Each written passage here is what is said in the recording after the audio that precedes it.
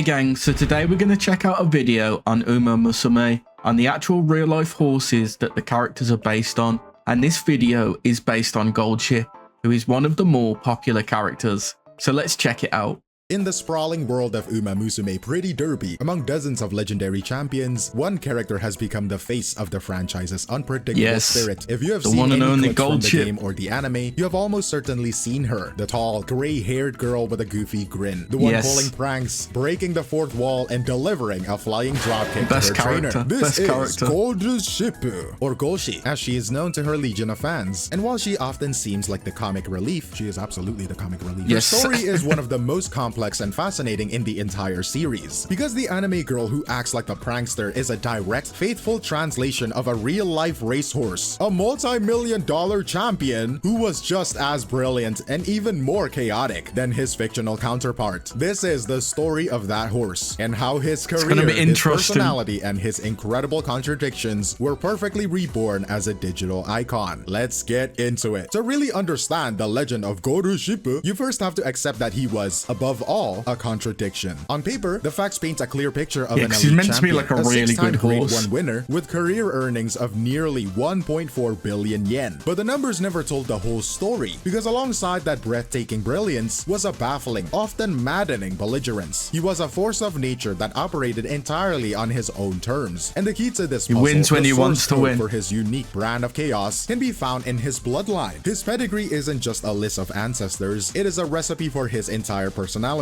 Let's start with his father's side. His sire, was a horse named Asmongold, a successful a horse named Stay Gold, a successful competitor from the line of legendary American champion Sunday Silence. This bloodline is famous in Japan for two things: producing horses of immense, explosive talent, and that talent often being coupled with a fiery, difficult temperament. Stay Gold himself was known for his own quirks. Some fans even called him a terrorist on the race course. Goldship's own half-brother, the Triple Crown winner Orfaver, was famously nicknamed the Tyrant for his fierce disposition. This is where Goldship inherited his explosive, unpredictable spirit. But that is only half of the story. On his mother's side, the influence was the complete opposite. His dam was a daughter of the Japan Racing Association Hall of Fame inductee Majiro McQueen, one of the nation's most celebrated long-distance runners, or stayers. He comes from like this line, Goldship got his signature gray coat that whitened with age, and more importantly, a deep well of stamina and consistency. The ability to just keep running. So you have this perfect genetic storm. From his father, the volatile spirit of a rebel. From his mother's side, the powerful, relentless engine of a marathon runner. His entire career can be seen as a manifestation of this war within him. A horse born with an engine of a stayer, but cursed with the soul of a rebellious sprinter. He was a living paradox. And it was on the racetrack where this internal conflict would be put on full display for the world to see. His career wasn't a simple list of wins and losses. It was a story written in a few distinct, unforgettable moments. The first came in 2012, and his first major Grade 1 race, the Satsuki Show. The conditions were awful. A track soaked with rain, turning the ground into heavy, treacherous mud. For most of the race, Goldship did what he always did. He lingered at the very back of the pack, seemingly uninterested, right? But as the field swung wide into the final turn, trying to find a better footing on the outside, Goldship did the opposite. He dove towards the inside rail, a path so rough and chewed up that every other jockey was actively avoiding it. With what can only be described as breathtaking power and balance, he warped through this treacherous path, gaining an immense advantage. From there, he unleashed a devastating charge down the straight, blowing past the entire field to win. This wasn't just a victory, it was a statement. It was the debut of his heart-stopping chaser style, and a clear sign that he operated by a completely different set of rules. Jumping forward to his sixth and final Grade 1 victory in 2015. The Tenno Show was perhaps the race that best captured his grit. This was a grueling 3,200-meter marathon, a race he had tried and failed to win twice before. He was also recovering from a hoof injury, so expectations were mixed. He started poorly, as was his custom, am I right? Trailing far behind. But on the backstretch, he began a massive, relentless run, moving up through the field, and in the final desperate strides, he caught the leader to win by a mere neck. It was a victory of pure perseverance. And his jockey's comments after the race were incredibly telling. He said, "I was thinking of going front if he started well," which obviously wasn't the case. race. From there on, I just concentrated on following the pace and careful not to turn him off. That last part is the key. The job wasn't just to ride him, the job was to actually manage his psychology, to keep him engaged. This win was a testament to the delicate mental battle required to pilot him. These moments showed that when Goldship was in the mood, he was a nearly invincible force of nature, but the entire sport, and everyone who bet on it would soon learn in the most spectacular way possible what happened when he was not.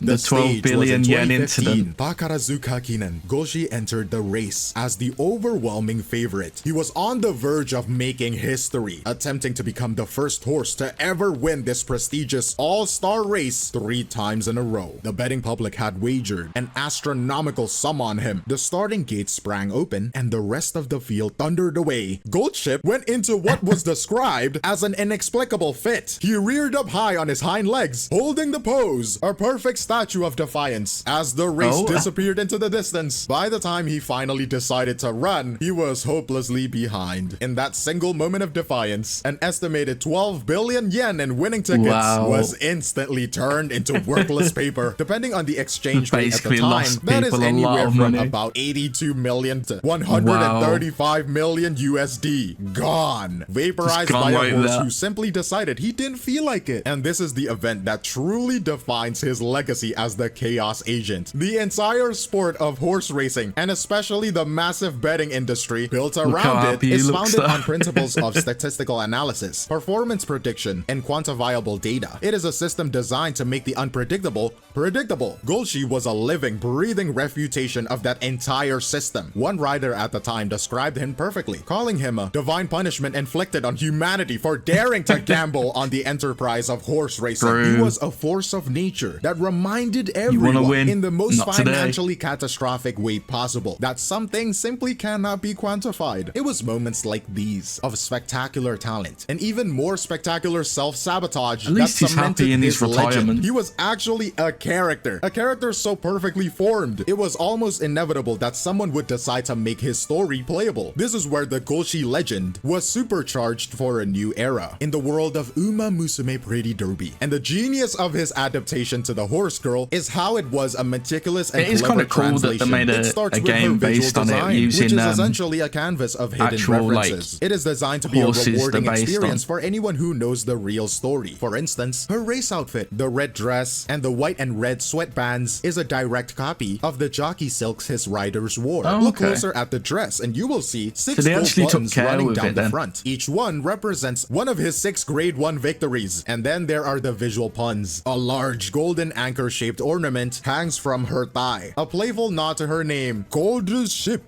But the most brilliant part of his adaptation isn't the visual, it is the narrative. It lies in her most prominent relationship, her friendship with the elegant and proper Mejiro McQueen. Now, to understand why this is so clever, you have to know the reality. Mejiro McQueen was Goldship's maternal grandfather. They existed in different eras and, of course, never met. But in the world of Umamusume, where champions from across history can interact, they are reimagined as contemporaries, teammates, and the closest of friends. Their dynamic is a classic pairing. Goldship is the chaotic prankster, and McQueen is the easily flustered, prim and proper target of those pranks. This friendship is a living metaphor for Goldship's own pedigree. Think back to the source code, right? Mejiro McQueen, the elegant, consistent, long-distance champion, represents the disciplined stayer half of Goldship's bloodline, and Goldship's constant chaotic teasing of her is the personification of the rebellious, fiery spirit he inherited from his father, Asmongold. Their entire friendship is a visualization of his internal genetic conflict. It transforms the dry data of a pedigree chart into a compelling and often hilarious emotional story. This intelligent adaptation, translating both his story and his very genetics into a compelling character, is what allowed the legend of Goldship to find a new, even larger audience. And that audience would, in turn, take his story and make it their own, creating a phenomenon that transcended the game itself. His legend now lives and breathes on the internet. His most famous meme, the Umamusume character's flying dropkick delivered to her trainer after a victory, is a direct loving reference to the real horse's well-known habit of kicking out at his handlers. But these memes serve a crucial purpose. They are cultural funnel. A potential new fan might see a funny clip of an anime girl drop kicking someone. Intrigued, right? They find out it's from Umamusume. A quick search then reveals that the character is based on a real one, and the dropkick is a reference to a real behavior. here. This might lead them to watch an actual race footage on YouTube, and suddenly they find themselves deeply engaged with the history of Japanese horse racing. Like taking interest in those horses now, the entry point, because a hilarious of like, how and accessible popular the bridge games from become. Pop culture to a classic sport. But the most fascinating part of Goldship's story, the final and greatest paradox, came after he left the track. At the big red farm in Hokkaido, the lunatic from the racetrack became a model professional, a gentle, remarkably successful breeding stallion. He would go on to father a grade 1 winner, and in a moment of perfect karmic redemption, another of his sons would win the very race his father had so famously thrown years earlier. This dramatic shift in behavior suggests his chaos was not an inherent, universal trait, but a context-dependent response. The high-pressure, restrictive world of professional racing, with its demanding training and confining starting gates, may have been the primary trigger for his defiant behavior. In contrast, the more natural environment of the breeding farm allowed a different, more cooperative side of his personality to emerge. This makes you reconsider the entire story. He wasn't just a chaotic horse. Perhaps he was protesting. This final layer of complexity is what solidifies his place, not just as a champion, but as one of the most fascinating characters sport has ever produced. And in the end, that is the key to his enduring appeal. The perfect chaotic harmony between his two identities, the real horse and the fictional character. He was a character long before he was ever officially written as one. The real world thoroughbred's rare combination of elite, world-class talent and a maddeningly defiant personality created a natural, compelling narrative full of triumph, failure, comedy, and drama. The Umamusume adaptation succeeded so brilliantly because it didn't need to invent a personality. It only needed to faithfully and cleverly translate the complex one that already existed. On the horses, but they've actually kept like personality traits and stuff in there too. They embraced his flaws as much as his victories, turning his gait antics, his mood swings, and his infamous kicking into defining and beloved character traits. The result is a singular phenomenon where each half of his identity enriches the other in a self-perpetuating cycle of discovery. A fan of the game is led to the history of the real horse. A fan of the horse finds new joy in his fictional portrayal. The real horse provides the substance, the historical weight, and the unimpeachable record of achievement. The anime girl provides the accessibility, the humor, and the modern cultural currency of memes and fan communities. Now he is not just a horse or a character, a champion or a meme. He is Goldship, the unsinkable ship of chaos, a unique and unforgettable icon at the nexus of sports, story, and digital culture, and a perfect case study of how a legendary personality can be immortalized and amplified for a new generation. Goldship's story shows how much a real personality can shape a fictional character. But are there other real-world figures, athletes, or even animals whose stories you think are perfect for this kind of adaptation? Let me know your thoughts in the comments below, but that is all from me, Glaive Kyo, and I will see you in the next one. Cheers! Okay, that was a really interesting video.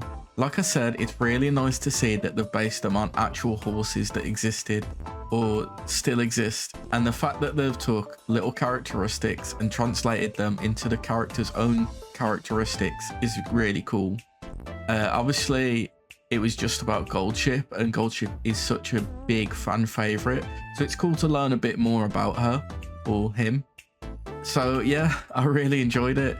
If you enjoyed it too, don't forget to like, subscribe, and hit the bell, and check out the original video, and I'll catch you in the next one. See ya.